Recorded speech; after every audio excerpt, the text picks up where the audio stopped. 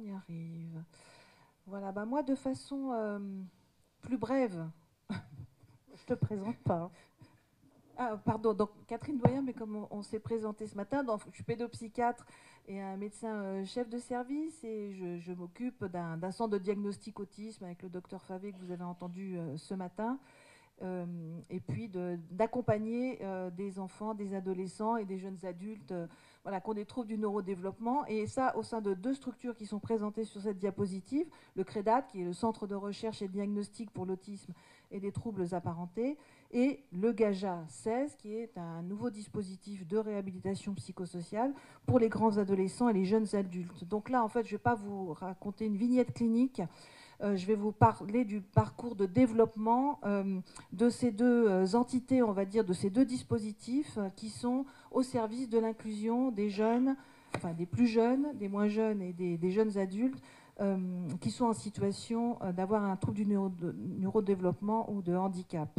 Je voulais déjà dire quelque chose, c'est qu'avec Isabelle Amado, qui est là, on est quand même assez connecté réhabilitation psychosociale, et quand on dit ce terme de réhabilitation psychosociale, ça heurte un petit peu les oreilles des pédopsychiatres, et c'est légitime parce que nous, on n'a pas à réhabiliter les enfants, enfin, ou les aider à se rétablir vraiment, on espère juste les maintenir dans un système environnemental écologique, on espère qu'ils vont rester à l'école, dans leur famille quand c'est possible, et le plus souvent c'est possible, rester dans leur environnement social, et donc vraiment favoriser leur inclusion.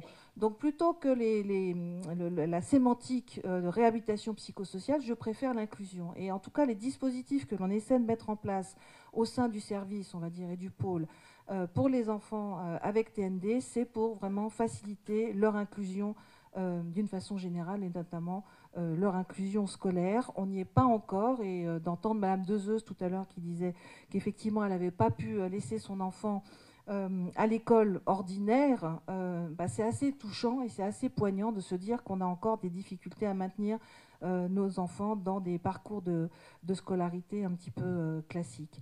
Ça, c'est juste, c'est pas de l'autosatisfecit, mais c'est juste pour dire que cet intérêt sur ce qui concerne les méthodes de la réhabilitation, la remédiation cognitive notamment, elle me touche depuis longtemps, elle m'intéresse depuis longtemps, et paradoxalement, elle a commencé par les troubles du comportement alimentaire chez des jeunes anorexiques très prépubères, que je trouvais avec des dimensions de personnalité ou de structure particulières en étant très rigide, très inflexible, et que c'était vraiment difficile de travailler avec ces jeunes filles-là.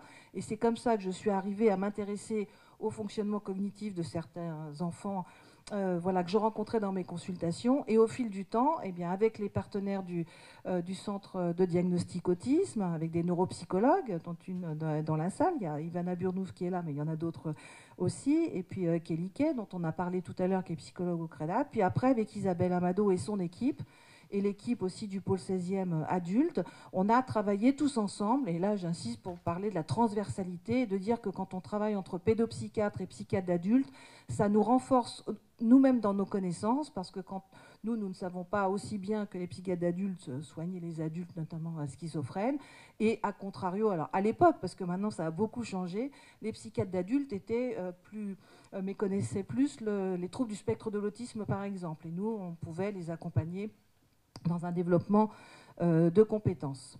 Les avancées en neuropsychologie, c'est ça que je veux marquer. Vous avez entendu pendant toute la matinée, on en a beaucoup parlé de la neuropsychologie. Il faut faire des tests neuropsychologiques.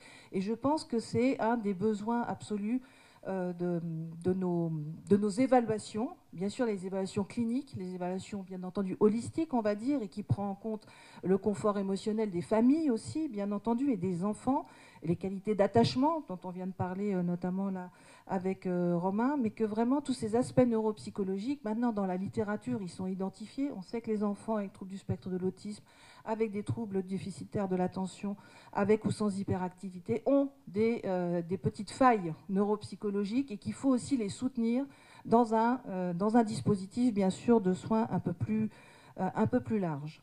Donc dans le service, on a mis en œuvre, puisque nous sommes un centre de diagnostic autisme, alors l'accompagnement, on a entendu que souvent on reprochait au centre de diagnostic autisme de ne faire que du diagnostic et après de dire au revoir aux familles, ce qui était vrai, il y a 20 ans, mais ce qui n'est plus vrai maintenant. Et en tout cas, on a développé autour de cette dimension diagnostique une dimension d'accompagnement des enfants et des familles. Et avec des outils qui étaient du registre de l'intérêt que l'on portait notamment à la neurocognition, à la psychoéducation, à l'éducation thérapeutique. Et on a mis en place aussi des groupes d'entraînement social, des groupes d'entraînement aux habiletés parentales, des groupes Barclay, tous ces nouveaux dispositifs qui sont nouveaux, oui et non, parce que Jacques est là, mais quand on était ensemble à Robert-Debré il y a 30 ans, moi je viens de Robert-Debré, on parlait déjà des groupes Barclay il y a 30 ans. Donc pour nous, ce n'est pas tout à fait nouveau. Mais en tout cas, c'est en train de s'implémenter, je dirais, plus dans une pratique un peu plus fluide ou un peu plus consensuelle, entre guillemets, pour le mettre au service des enfants et de leurs familles. Dans ce parcours, on a aussi inséré de nouveaux programmes autour de la remédiation cognitive. Là, j'en cite un, peut-être qu'Isabelle en parlera un peu tout à l'heure, le programme NIR, qui est un programme vraiment centré sur la remédiation cognitive. Et l'avantage de celui-ci que je vous présente ici, c'est qu'il y a de l'entraînement cognitif sur des difficultés neuropsychologiques spécifiques des enfants et des adolescents. Donc, par exemple, dans notre CMP, ce sont les jeunes avec un syndrome d'Asperger ou un TDAH qui vont pouvoir en bénéficier. Et donc cet entraînement cognitif, enfin je crois qu'Isabelle n'aimerait pas que je dise entraînement cognitif, mais bon, ce travail sur les fonctions exécutives est couplé à ce qu'on appelle des groupes passerelles, des bridging groups, et en fait c'est l'échange entre les jeunes eux-mêmes, donc c'est un groupe de parole où ils échangent leurs expériences, on va dire, à partir du programme qui leur a été proposé pour les généraliser à l'école, enfin au collège, parce que là ce sont des collégiens, au collège, dans leur vie familiale, dans leur vie sociale. Et du coup, ça a un avantage d'avoir un étayage fort entre eux pour les adolescents. Et comme c'est un programme informatique, c'est plutôt youth-friendly, comme on dit. Donc c'est un groupe qui est très investi par les jeunes, qu'on a évalué et qui donne des bénéfices. Alors les bénéfices ne sont pas flamboyants. Et la remédiation cognitive n'a pas encore fait montre d'une efficacité clinique très importante dans les études, mais en tout cas, elle améliore un certain nombre de dimensions, dont la qualité de vie pour les jeunes. On a développé ce matin, Aurélie Favé a présenté les catégories, enfin les classifications diagnostiques pour les troubles du neurodéveloppement, et on a développé aussi dans le service des programmes de psychoéducation, dont un avec Aude de Golemin, Aude, je pense qu'elle est là aussi, qui concerne l'accompagnement post-diagnostic des enfants, des parents à qui on vient d'annoncer que leur enfant avait un trouble du spectre de l'autisme. Et on a inséré quelques séances de relaxation, c'est pour ça que vous avez les parents relax là, c'est le programme Galapagos, et aussi un programme de psychoéducation qui est mis en place par Aurélie et une infirmière en pratique avancée que vous voyez ici, qui s'appelle Mirella Blasi, voilà, que je salue, je ne sais pas si elle est dans la salle. Et en tout cas, comme l'a dit Christine Gétin ce matin, il y a des recommandations de la HAS pour le TDAH chez l'enfant et l'adolescent qui vont bientôt être publiés.